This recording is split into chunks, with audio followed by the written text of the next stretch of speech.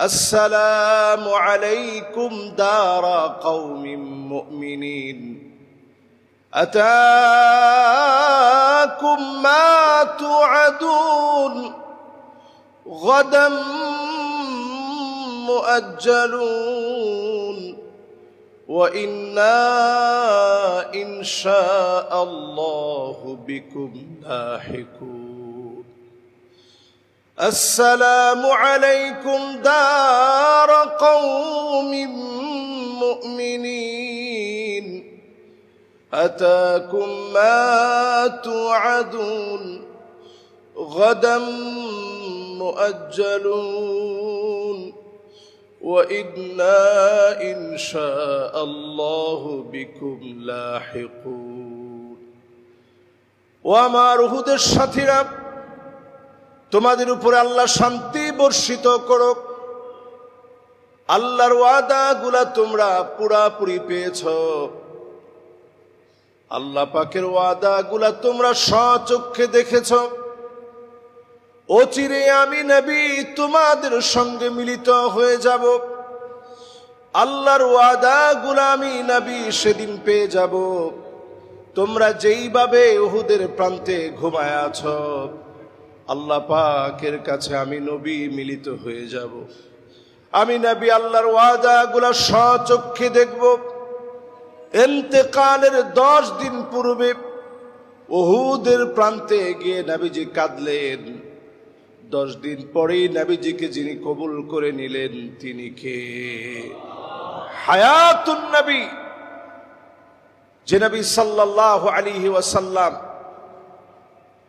কবরের মধ্যে জীবিত অবস্থায় আল্লাহ রাব্বুল আলামিন যেই কাইফিয়াতে নবীজিকে রেখেছেন, ওই কাইফিয়াতে ওই পদ্ধতিতে নবীজি সাল্লাল্লাহু আলাইহি সাল্লাম তার উম্মতদের জন্য দোয়া করতেছে।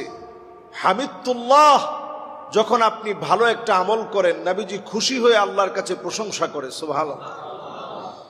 আপনি আমি যখন গুনাহ করে ফেলি, আমার আপনার জন্য নবীজি আল্লাহর কাছে দোয়া করে, আল্লাহ আপনি আমার উম্মতের মাফ করে দেন, আল্লাহ আপনি আমার উম্মতের গুনাহ খাতা মাফ করে দেন। সেই নবীজি আমার ইন্তেকালের মাত্র 10 দিন পূর্বে উহুদের প্রান্তে গিয়ে নবীজি চোখের পানিগুলো ছেড়ে ছেড়ে কাঁদলেন। নবীজির দাড়ি মোবারক ভিজে গেল। হাত্তা বাল্লাল আরদ, জমিনের ভিতরে টপ টপ করে নবীজির চোখের পানিগুলা গড়ায় গড়ায় পড়ল। আল্লাহর নবী সাহাবায়ে কেরামকে এত ভালোবেসে গেলেন, উম্মতকে এত পরিমাণ ভালোবেসে গেলেন, আজও যদি উম্মত নবীজির মহব্বতে দরুদ শরীফ বেশি বেশি পড়ে, আল্লাহর হাবিব ইরশাদ করেন আকসারুহুম আলাইয়া সালাহ, অধিক পরিমাণ দরুদ শরীফের কারণে নবীজির সঙ্গে যিনি জান্নাতে মেহমান বানায় দিবেন তিনি কে?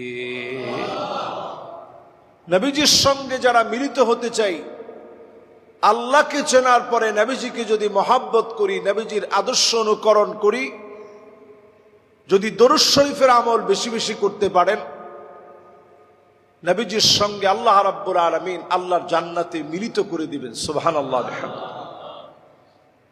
আমরা সেই নবীর উম্মত, যে নবী আমার আপনার জন্য বারবার আল্লাহর কাছে দরখাস্ত করেছেন, কেঁদেছেন।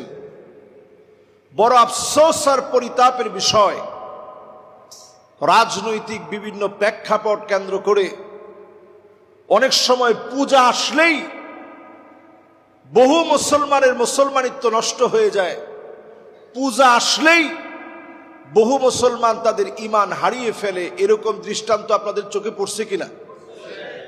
গজে চড়ে মা দুর্গা আসলে দেশের অভূতপূর্ব কল্যাণ সাধিত হয়, এরকম চিন্তা যদি মুসলমান করতে পারে, আল্লাহর কসম এক তিল পরিমাণ ঈমান আর ওই মুসলমানের ভিতরে অবশিষ্ট থাকে না। ঠিক কিনা বলে? অনেকে আবার যদি এটা মনে করে যে পূজা আর রোজা একই জিনিস,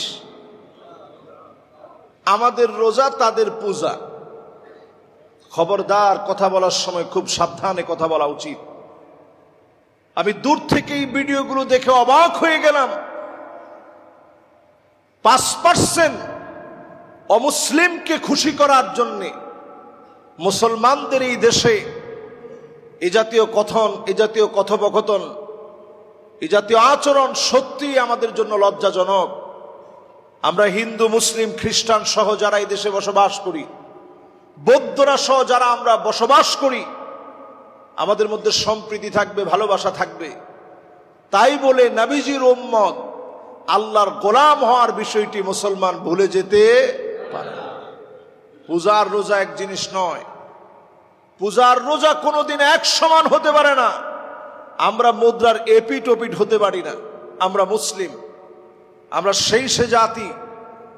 মরক্কে আমি গিয়েছিলাম, 728 বছরের হিস্ট্রি। মুসলমান মাত্র 7,000 সৈন্যবাহিনী নিয়ে পুরো আটলান্টিক মহাসাগরের উত্তাল সমুদ্রের ঢেউগুলা পাড়ি দিয়ে সেই পর্তুগাল, স্পেন পর্যন্ত বিজয় করার জন্য যখন মুসলমান গিয়েছে, তেমন কোনো হাতিয়ার আর শক্তিবল মুসলমানের ছিল না।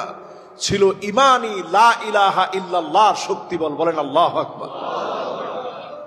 তারেক বিন জিয়াদ উত্তাল সমুদ্রের ঢেউয়ের দিকে তাকায় বলেছে, থামো, মুসলমান জিহাদের জন্য বের হয়েছে। সামনের দিকে শত্রু বাহিনী, পিছনের দিকে আটলান্টিক মহাসাগরের বিশাল উত্তাল ঢেউ। সেই ঢেউকে লক্ষ্য করে তিনি বলছে, থামো, আমরা মুসলমানেরা এসেছি। দৃশ্য দেখে খ্রিস্টানরা বলছিল, আমাদের কাছে মনে হচ্ছিল ইন্না কাউমান মা তারেক বিন জিয়াদ, তারেক বিন জিয়াদের সঙ্গে যে কওম আসছে, লাউ আরাদু ইয়াখলা আল জাবাল লা খালাউ, যদি তারা মুসলমানরা যদি আঙ্গুল তুলে পাহাড়ের দিকে বলতো, পাহাড় তুমি সরে যাও, ঢেউ তুমি থেমে দাও, সঙ্গে সঙ্গে ঢেউ আর পাহাড় জায়গা থেকে সরে যেত। বলেন আল্লাহু আকবার। বিজয় মুসলমানদের এমনি আসে নাই। মুসলমানদের সকল বিজয়ের পিছনে ছিল ঈমানি হিম্মত। আজ মুসলমানরা গোলামির জিনজিরে আবদ্ধ। এর অন্যতম কারণ মুসলমানরা এখন পূজা আর রোজারে একরকম বানায় ফেলেছে, যেরকম পূজা ওই রকম রোজা। এবং দেখবেন সবাই পূজা মণ্ডপে গিয়ে এরকম তালিম আর তরবিয়ত দিচ্ছে, মনে হচ্ছে উনি একটু আগেই সনাতনী ছিল, না হলে মাত্র সনাতনী হয়েছে। এই যদি হয় মুসলমানদের হালত, আল্লাহর আদালতে চেহারা দেখাবেন কেমনে? ক্ষমতার মসনদ মানুষের জন্য কখনো কখনো পরীক্ষার বড় কারণ। ক্ষমতার মসনদ মানুষের জন্য অনেক সময় পরীক্ষার বড় কারণ। আল্লাহ রাব্বুল আলামিন যুগে যুগে মুসলমানদেরকে ক্ষমতা দিয়েছেন, ক্ষমতাচ্যুত করেছেন। 5টা শাসন এই পৃথিবীতে আসবে, আল্লাহর মেহেরবানি। 5টা শাসনের তেমন কোনোটাই আমরা দেখি নাই, কিন্তু কিছু কিছু আমরা শুনছি, কিছু কিছু দেখছি। আল্লাহর হাবিব বলেন, ফীকুমুন নাবুওয়া, এই জমিনের ভিতরে নবুয়তের শাসন আসবে। আল্লাহ নবী এই জমিনে নবুয়তের শাসন দেখায় গেছেন। ঘুম থেকে নবীজি উঠতেন, চাটের দাগগুলা পড়ে যেত। আজ অবধি আল্লাহ নবী সেই হিস্ট্রি পড়ে দেখেন, চাটায়ের দাগগুলা নবীজির পিঠ মুবারকের ভিতরে পড়ে যেত। হযরত ওমর একদিন অনুমতি নিয়ে গেলেন। আল্লাহ নবীর পিঠের এই দৃশ্য দেখে সহ্য করতে না পেরে বলে উঠলেন, ইন্নাল কাসরা আল কাইসার ফামা হুমা ফীহিমা। ওগো নবীজি, রোম আর পারস্যের সম্রাটদের কি এমন আছে তারা এত সুখ এত শান্তি করে, আপনি এত কষ্ট কেন করবেন? আপনি তো রহমাতুল লিল আলামিন। ঘুমের থেকে উঠলে আপনার চাটায়ের দাগ পড়ে যায়। আল্লাহর হাবিব বললেন, ওমর শোনো, ফালাহুমুদ দুনিয়া ওয়া লানাল আখিরা, তাদের জন্য শুধুমাত্র দুনিয়া, আমাদের জন্য আখিরাতের দুয়ার যিনি খুলে দিবেন তিনি কে? তাদের জন্য শুধুমাত্র দুনিয়া, আমাদের জন্য আল্লাহ পাক আখিরাতের দুয়ার খুলে দিবেন। তাদের জন্য শুধুমাত্র দুনিয়া আছে, আমাদের জন্য আখিরাত আছে। তাদের জন্য শুধু দুনিয়ার চাবিকাঠি খোলা, আমাদের জন্য আল্লাহর আখিরাতের চাবিকাঠি খোলা। তাদের জন্য শুধুমাত্র দুনিয়া, আমাদের জন্য আল্লাহ রাব্বুল আলামিন আখিরাতের দ্বার খুলে দিয়েছেন। সুবহানাল্লাহ বিহামদিহি। তাহলে একটু চিন্তা করেন, আল্লাহ রাব্বুল আলামিন পেয়ারা হাবিবকে এই পরিমাণ সম্মান দিয়েছেন।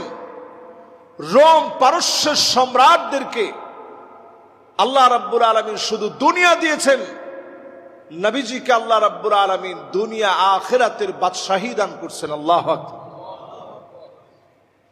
নবীজি যদি দুনিয়া চাইতেন, যেই উহুদ পাহাড়ের মিসাল আমরা বারবার দিয়ে থাকি, মদিনাতে আপনি ঘুরলেই দেখবেন, ডান দিকে যান বাম দিকে যান, উহুদের একটা ছাপ আপনার সামনে চলে আসবে। উহুদ পাহাড়টা আপনার চোখের সামনে পড়বে। যারা গিয়েছেন আপনারা দেখছেন নিশ্চয়ই। আপনি ঘুরে গেলে আসবেন, মসজিদে কুবা পার হবেন, সামনের দিকে আসবেন, দেখবেন উহুদ পাহাড়। আপনি খন্দকের পথে যেতে নিবেন, আপনার সামনে আবার পড়বে উহুদ পাহাড়, এরপরে আপনার একটু সামনে গেলে পড়বে খন্দক। আবার খন্দক থেকে আপনি ফিরবেন, সেই সময় আপনার সামনে উহুদ পাহাড়। এই পাহাড়টা আপনার চারদিকে ঘুরতেছে। নবীজি বলছেন, জাবালুন ইউহিব্বুনা ওয়া নুহিব্বুহু, এটা এমন একটা পাহাড় যেই পাহাড়টাকে আমরা ভালোবাসি আর পাহাড়টা আমাদেরকে ভালোবাসে। সুবহানাল্লাহ। মুসলিম মিল্লাতের জন্য অত্যন্ত গুরুত্বপূর্ণ পাহাড় হচ্ছে উহুদ পাহাড়। এই পাহাড়টাকে আল্লাহ পাক আল্লাহর জান্নাতের ভিতরে সাজিয়ে রাখবেন, লেখা থাকবে এটা জাবালু উহুদ। নবীজি সাল্লাল্লাহু আলাইহি সাল্লামকে আল্লাহ তাআলা বলছেন, আল্লাহ রাব্বুল আলামিন দুনিয়ার প্রাচুর্যতা নবীজিকে যদি চাইতে বলতেন, আল্লাহর হাবিব যদি চাইতেন, কি পরিমাণ পেতেন একটু চিন্তা করেন। হাদিসের মধ্যে আসছে, যদি নবীজির শুধু মনটা চাইতো, মুখে বলা লাগতো না, লাসারাল উহুদু যাহাবা, গোটা উহুদ পাহাড়টা এক মুহূর্তের ভিতরে বলার আগেই স্বর্ণ হয়ে যেত। সুবহানাল্লাহ। নবীজি বলেন নাই। কেন বলেন নাই? উম্মতের আজকের দিনের এই সফলতা, উম্মতের আজকের দিনের এই সফলতা, এই সুযোগ, এই নিয়ামত আল্লাহ তাআলা এজন্য দিয়েছেন, কারণ নবীজি আল্লাহর কাছে চান নাই। না চাওয়ার কারণে সব আল্লাহ রাব্বুল আলামিন পেয়ারা হাবিবের উম্মতদেরকে দিয়েছেন। উম্মতের কোনো অভাব নাই। আপনি সৌদিতে গেলে দেখবেন কত আইটেমের রিজিক আল্লাহ তাআলা দিয়েছেন। অথচ এই ঘরটা এমন ছিল, ইসমাইল আলাইহিস সালামকে যখন রেখে চলে যাচ্ছে, হাজারা আলাইহিস সালাম ভয় পেয়ে বলছিলেন, কার কাছে রেখে যাচ্ছেন, কেন রেখে যাচ্ছেন? একটা কথা নাই। ইব্রাহিম আলাইহিস সালাম আল্লাহর সঙ্গে পরীক্ষা দিচ্ছেন, সামনের দিকে হেঁটে চলে যাচ্ছে। হাজারা আলাইহিস সালাম আবার বললেন, প্রাণের স্বামী, কোন অপরাধে আপনি রেখে চলে যাচ্ছেন? নবী ইব্রাহিম আলাইহিস সালাম কোনো কথা বলছেন না। হাজারা আলাইহিস সালাম তিনি জানতেন উনার স্বামী আল্লাহর অর্ডার ব্যতিরেকে কোনো কাজ করেন না। বললেন, স্বামী, আল্লাহকে আপনাকে এখানে রেখে চলে যেতে বলছে। নবী ইব্রাহিম আলাইহিস সালাম আর দেরি করতে পারলেন না। তিনি বললেন, নাম, আল্লাহু আমারানি, আমার আল্লাহ আমাকে অর্ডার করেছে মরু প্রান্তের এই শূন্য স্থানে আমার কলিজার টুকরা সন্তানকে রেখে চলে যাওয়া লাগবে। আল্লাহ যেই তো অর্ডার করছে, আর এক মুহূর্ত আমি বান্দা হয়ে, নবী ইব্রাহিম আলাইহিস সালাতু ওয়াস সালাম বললেন, আমি আর দেরি করতে পারি না, আমি রেখে চলে গেলাম, দায়িত্ব আমার আল্লাহর। বলেন আল্লাহু আকবার। হাজারা আলাইহিস সালাম বললেন, স্বামী শোনেন, ইদান লা ইউদাইউনি আল্লাহ, যদি আল্লাহ রেখে চলে যেতে বলেন, আল্লাহ পাক কোনো দিন আমাদেরকে ভুলে যাবে না। স্বামী তার স্ত্রীকে ভুলে যেতে পারে, স্ত্রী তার স্বামীকে ভুলে যেতে পারে, ছেলে তার মা বাবাকে ভুলে যেতে পারে, মা বাবা তার ছেলেকে ভুলে যেতে পারে, কিন্তু যিনি মরু প্রান্তে ভুলে যাবেন না তিনি কে? আল্লাহ রাব্বুল আলামিন ওই প্রান্তকে এমন ভাবে কবুল করবেন, কারণ নবীজি আসতেছে। এই পরিবারকে আল্লাহ রাব্বুল আলামিন কবুল করলেন। ইসমাঈল আলাইহিস সালাতু ওয়াস সালামের এই বংশ থেকে, এই চেইন থেকে আল্লাহ রাব্বুল আলামিন শ্রেষ্ঠ নবীজিকে আনবেন। জাবালু আবি কুবাইসের পাশে নবীজির ঘর আছে, যেখানে এখন একটা লাইব্রেরি আছে, খুব সুন্দর একটা লাইব্রেরি। নবীজি সাল্লাল্লাহু আলাইহি সাল্লাম যখন জন্মগ্রহণ করলেন, শুদ্ধ আরবি ভাষাভাষী হওয়ার জন্য আল্লাহ রাব্বুল আলামিন ইসমাঈল আলাইহিস সালামকে এখানে এনে শ্রেষ্ঠ আরবি গোত্র জারহুম গোত্রকে দিয়ে আল্লাহ তাআলা ভাষা শিখালেন, আরবি ভাষায় পারদর্শী হলো। ওনার মা হাজারা আলাইহিস সালাম তিনি আরবি জানতেন না, এজন্য উনি ওনার ভাষায় সেই সময় বললেন জম জম, মানে থাম থাম। পায়ের নিচ থেকে যখন পানি উঠতেছে, এই পানি থামানোর জন্য তিনি চেষ্টা করলেন। এই পানি আল্লাহ রাব্বুল আলামিন এমন ভাবে কবুল করলেন, আজ অবধি কোনোদিন এই পানির লেয়ার থেমে যায় না। একটু কমে গেলে মুহূর্তের ভিতরে আল্লাহ তাআলা আবার বাড়িয়ে দেয়। বলেন আল্লাহু আকবার। প্যারা হাজরিন, নবীজি সাল্লাল্লাহু আলাইহি সাল্লাম এই পৃথিবীতে শাসন করলেন। একটা সামান্য উটের ভাষা তিনি বোঝার চেষ্টা করতেন। নবীজির সামনে এসে একটা উট কেঁদে ফেলছে। আল্লাহ নবী বললেন, এই উটের দায়িত্বে কে আছো? একজন সাহাবী হাত তুলছে, ইয়া রাসূলুল্লাহ, আমি দায়িত্বে আছি। আল্লাহর হাবিব বললেন, আফালা তাত্তাকিল্লাহ ফি হাযিহিল বাহিমা আল্লাতী মাল্লাকাকাল্লাহু ইয়্যাহ। এই উটের ব্যাপারে কি তুমি আল্লাহর কাছে জবাব দিতে হবে না? এই উটকে যদি তুমি খাবার না দাও, আল্লাহ আদালতে তোমাকে জবাব দেওয়া লাগবে। সামান্য একটা উটের চোখের পানির ব্যাপারে যদি জবাব দেওয়া লাগে, জনগণের অধিকার যদি কেউ নষ্ট করে, আল্লাহর কাছে জবাব দেওয়া লাগবে কিনা? এই ছিল নবুয়তের শাসন। ইন্তেকালের আগে নবীজি সাল্লাল্লাহু আলাইহি সাল্লাম সাহাবীদেরকে নিয়ে খুতবা দিলেন। আজকে যেইভাবে খুতবা হচ্ছে, আল্লাহর হাবিব খুতবা দিলেন। আল্লাহর হাবিব বললেন, মান কানাত মিন কিবালি মাজলামা ফালইয়াকতাস মিন্নি ক্বাবলা আল কিসাস ইয়াউমাল কিয়ামা। আমার উপরে যদি তোমাদের কারো কোনো অভিযোগ থাকে, কারো উপরে যদি কোনো জুলুম করে থাকি, প্রতিশোধ গ্রহণ করে নাও। সাহাবায়ে কেরামের ভিতরে কান্নার রোল পড়ে গেল। ইয়া রাসূলুল্লাহ, কেমন করে আপনি জুলুম করবেন? নিজের সুখের কথা চিন্তা করেন নাই, আমাদের মুখে খাবার তুলে দিয়েছেন। খায়রু নবিয়্যিন উরসিলা, সব নবীকে আল্লাহ শ্রেষ্ঠ করে পাঠিয়েছে, আর সবার চাইতে যিনি শ্রেষ্ঠ নবী হিসাবে আমাদের নবীকে পাঠিয়েছেন, তিনি আমার আল্লাহ। সাহাবায়ে কেরাম স্বীকৃতি দিলেন। নবীজি আল্লাহর দিকে তাকিয়ে বলেন, আল্লাহুম্মা শাহাদ, আল্লাহ আপনি সাক্ষী থাকেন। এই হচ্ছে আমার সাহাবায়ে কেরাম, তারা সাক্ষী দিয়েছে কারো উপরে আমি কোনো জুলুম করি নাই, কারো উপরে আমি কোনো অত্যাচার করি নাই, কারো উপরে আমি তিল পরিমাণ কোনো অত্যাচার চালাই নাই। এই যে আমার সামনে সাহাবীরা, তারা সাক্ষী দিয়েছে। নবীজির শাসন ছিল এমন শাসন। এরপরে এই জমিনের ভিতরে আসলো খুলাফায়ে রাশিদিনদের শাসন। সেই শাসন কেমন? সেই শাসন এমন শাসন ছিল, খলিফাতুল মুসলিমিন আমিরুল মুমিনিন হযরত ওমর খুতবা দিচ্ছেন। একজন নারী ভুল ধরেছে যে ওমর আপনি ভুল করছেন। হযরত ওমরের মেজাজ খারাপ হয় নাই, তিনি বলেছেন, ঠিকই বলেছ, ওই নারীর কথা ঠিক, আমি ওমরের কথা ভুল হয়েছে, নারীর কথার ভিতরে কোনো ভুল হয় নাই। আল্লাহু আকবার। শাসন ছিল এমন, যখন শাসনের ক্ষমতায় কেউ বসছে, আল্লাহ তাআলা যখন দায়িত্ব দিয়েছে, ওনারা খুতবা দিয়েছেন, ইন্নী উল্লিতু আলাইকুম ওয়া লাস্তু বিখাইরিকুম, আমি তোমাদের নেতা নির্বাচিত হয়েছি, কিন্তু তোমাদের চাইতে আমি খুব সেরা না। যদি আমি কোনো ভুল করি তাহলে তোমরা শুধরায়া দিবা, আর যদি আমি ভালো কিছু বলি, ভালো কিছু করি, ওইটার মধ্যে তোমরা সহযোগিতা করবা। আল্লাহু আকবার পড়ি। প্রিয় হাজরিন, যারা আজকের জুমাতে আসছেন, এই শাসন ব্যবস্থা ছিল 32 বছর 6 মাস।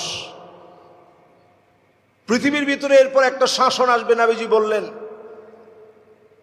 মালিকান আদান, এই পৃথিবীতে শাসক আসবে, রাজার ছেলে রাজা। এই শাসন ব্যবস্থা এই পৃথিবীতে আসছিল। শত শত বছর মুসলমানরা শাসন করেছে। শুধু ইউরোপ শাসন করেছে মুসলমানেরা 728 বছর। আজকের যে ইউরোপ আপনারা দেখছেন, এর পরতে পরতে মুসলমান বিজ্ঞানীদের অবদানের কারণে আজকে তারা এত দূর এগিয়ে গিয়েছে। এরপরে পৃথিবীতে শাসন আসবে জাব্বারিনদের শাসন, যারা স্বৈরা শাসক হবে, যারা স্বৈরা শাসন করবে, এদের শাসনই পৃথিবীতে চলবে। আমার মনে হয় দিক দিগন্তে স্বৈরা শাসকদের শাসন চলছে। অচিরেই এই শাসনের অবসান ঘটবে, জালেমদের পতন হবে প্রান্তে প্রান্তে, কালেমার পতাকা উড্ডীন হবে। বলেন আল্লাহু আকবার। নবীজি বলছেন অপেক্ষার প্রহর আর বেশি দিন না। শাসকদের পতনের পর শাসন আসবে, সুম্মা তাকুনু খিলাফাতান আলা মিনহাজি নবুওয়াতিন। সব শেষ শাসন আসবে আল্লাহর নবীর দেখানো পথ মত অনুযায়ী, খিলাফা আলা মিনহাজি নবুওয়া, নবুয়তের পথ পন্থা অনুযায়ী খেলাফতের মানদণ্ডে প্রতিষ্ঠিত হবে রাষ্ট্র। আল্লাহ পাক খেলাফতের মানদণ্ডে রাষ্ট্রকে পরিচালিত করবে। বলেন আল্লাহু আকবার।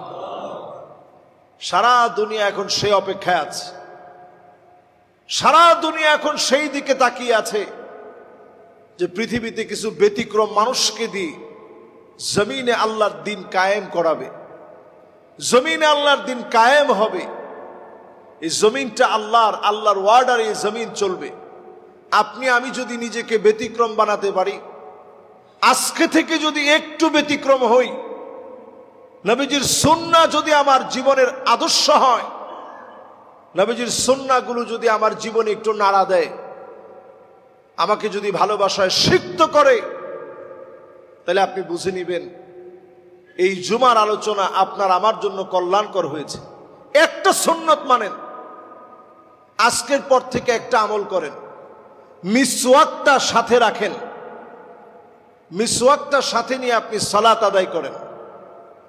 মিসওয়াকটা আপনার সাথে রেখে অজু করে অথবা অজুর আগে অথবা যখন মনে হয়েছে, আরাবিয়ানরা দেখবেন ছোট্ট একটা মিসওয়াক সাথে রাখলে, এই মিসওয়াকটা যখন সময় হয়, মিসওয়াকটা আমরা সব সময় আমাদের ঘরে না রেখে পকেটে রাখার চেষ্টা করি। আমি নিজেও পকেটে রাখার চেষ্টা করি। পকেটে মিসওয়াকটা রাখবেন। মিসওয়াকটা যখন আপনার সঙ্গে থাকবে, অজুর সময়, অজুর পরে অথবা নামাজে দাঁড়াতে নিয়েছেন, এর আগে আপনার মনে হয়েছে, আপনি যদি একবারও একটু মিসওয়াকটা আপনি যদি ব্যবহার করার চেষ্টা করেন, সওয়াব বেশি না কম? বেশি। কেমন বেশি? নবীজি বলছেন আমার মনে চায়, বারবার এত পরিমাণ নবীজি মিসওয়াকের কথা বলতেছিলেন যে যদি ফরজ হয়ে না যেত আমি এটা বাধ্যতামূলক করে দিতাম। নবীজি শুধু ফরজ হয়ে যাবে এই ভয়ে মিসওয়াকের কথা এত বলছেন, আরো বেশি বলতেন। যদি বলতেন আল্লাহ তাআলা এটা আবশ্যক বানায় দিতেন, এজন্য নবীজি বলেন নাই। তার মানে কি পরিমাণ গুরুত্ব নবীজি মিসওয়াককে নিয়ে দিয়েছেন। এই মিসওয়াক করার চেষ্টা করেন, মিসওয়াকটা প্রতিনিয়ত করেন। নবীজি সাল্লাল্লাহু আলাইহি সাল্লাম আতর ব্যবহার করতেন, আতর ব্যবহার করেন। পারফিউম ব্যবহার যারা করেন, আতরের দিকে আস্তে আস্তে ডাইভার্ট হয়ে যান, আতর ব্যবহার করেন। নবীজি সাল্লাল্লাহু আলাইহি সাল্লাম ঘরে প্রবেশ করতে গিয়ে বিসমিল্লাহ বলতেন, সালাম দিতেন, সালাম দিয়ে বিসমিল্লাহ বলে ঘরে প্রবেশ করেন। ঘর থেকে বের হওয়ার সময় প্রত্যেকে নিয়ম করে নেন, বিসমিল্লাহি তাওয়াক্কালতু আলাল্লাহ লা হাওলা ওয়ালা কুওয়াতা ইল্লা বিল্লাহিল আলিয়্যিল আযীম পড়ার চেষ্টা করেন। নামাজের সালাম ফিরানোর পর ইস্তেগফার পড়েন, আয়াতুল কুরসি পড়েন। এইভাবে নিজের জীবনটাকে নবীজির সুন্নাহ দিয়ে সাজিয়ে নেন। আল্লাহর নবী আমার আপনার মহব্বতে সিক্ত নবী, উম্মতদেরকে নিয়ে সেদিন গর্বিত হবে, গর্ব করে বলবে ইন্নী মুকাসিরু বিকুমুল উমাম। আল্লাহ তাকায় দেখেনি সব আমার উম্মত, সেদিন আল্লাহর জান্নাতের ভিতরে 120টা কাতার হবে। 80 মিন উম্মতি, 80টা কাতার নবীর উম্মত দিয়ে আল্লাহ তাআলা ভরপুর করে দিবে, সুবহানাল্লাহ। বাকি থাকবে মাত্র 40টা কাতার। ওয়া 40 মিন সাইরিল উমাম, অন্য সব নবীর উম্মতদেরকে দিয়ে আল্লাহর জান্নাতের মাত্র 40টা কাতার আল্লাহ তাআলা ভরবেন। একাই আমার নবীর উম্মত দিয়ে 80 কাতার পুরা হয়ে যাবে। যে নবী সেদিন তার উম্মতদেরকে আদর করবেন, আপনাকে আমাকে চিনবেন, গুররান মুহাজ্জালিনা মিনাল ওয়াদু, ওজুর ঝকঝক করা চকচক করা পানির বিনিময়ে নবীজি আপনাকে আমাকে চিনবেন। সে উম্মতের বেহাল দশা, সকাল বেলায় উম্মত মোমেন থাকলেও সন্ধ্যা বেলায় অসংখ্য উম্মত মুশরিক হয়ে যাচ্ছে, কাফের হয়ে যাচ্ছে, উম্মতের খোঁজ খবর নাই। এজন্য প্রতিনিয়ত ঈমানটাকে তাজদীদ করবেন। কোন কথার কারণে আপনার ঈমান চলে যায়, এজন্য প্রতিদিন ঈমানকে নবায়ন করা। নবীজি আমাদেরকে শিখিয়ে গেছেন ঈমান নতুন করবা। সাহাবায়ে কেরাম প্রশ্ন করছেন, ইয়া রাসূলুল্লাহ কাইফা নুজাদ্দিদু ঈমানানা, ঈমান আবার নতুন করব কেমনে? আল্লাহর হাবিব বললেন, কাসসিরু যিকরা লা ইলাহা ইল্লাল্লাহ, লা ইলাহা ইল্লাল্লাহ বেশি বেশি পড়লে আল্লাহ ঈমানটাকে আবার নতুন করে দিবে। বলেন আল্লাহু আকবার। এজন্য একটু ক্লান্তি লাগতেছে, লা ইলাহা ইল্লাল্লাহ, লা ইলাহা ইল্লাল্লাহ, একটু খারাপ লাগতেছে, লা ইলাহা ইল্লাল্লাহ। জবানের মধ্যে এটা অভ্যাস করে ফেলা, বেশি বেশি লা ইলাহা ইল্লাল্লাহ পড়া। আল্লাহ রাব্বুল আলামিন অনেক দিন পরের আজকের এই জুমাতে আপনাদের সমেত বসে খুতবা দিয়ে এই জুমায় মিলিত হওয়ার তৌফিক আল্লাহ তাআলা দান করেছেন। এজন্য আবারও মালিকের শুকর গুজারি আদায় করছি। আল্লাহ রাব্বুল আলামিন আমাদেরকে সুস্থতার নেয়ামত দান করুক, কথাগুলোর উপরে আমাকে আপনাদের সবাইকে আমল করার তৌফিক দান করুক।